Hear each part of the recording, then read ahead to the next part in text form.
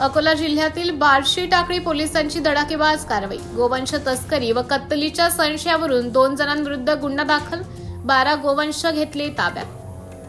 अकोला जिल्ह्यातील बार्शी टाकळी पोलिसांना गुप्त माहितीच्या आधारे धाड टाकून तब्बल 12 गोवंशांची सुटका केली असून 2 जणांविरुद्ध महाराष्ट्र प्राणी संरक्षण अधिनियम व भारतीय न्याय संहितेच्या विविध कलमान्वये गुन्हा दाखल करण्यात आला आहे.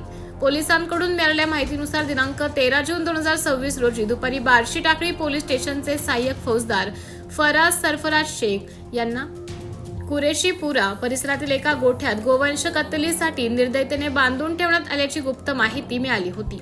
ठाणेदारांच्या मार्गदर्शनाखाली पोलीस पथकाने 50 घटनास्थळी छापा टाकला. यावेळी कमरुजमा यांच्या कोठ्यात 12 गोवंश आढळून आले. जप्त करण्यात आलेल्या जनावरांमध्ये गायी, बैल आणि गोरे यांचा समावेश असून त्यांची किंमत अंदाजे 3,03,000 रुपये असल्याचं पोलिसांनी नमूद केलं. चौकशी दरम्यान संबंधित गोवंश हे सय्यद साजिद सय्यद अनू यांचे असल्याची माहिती समोर आली आहे.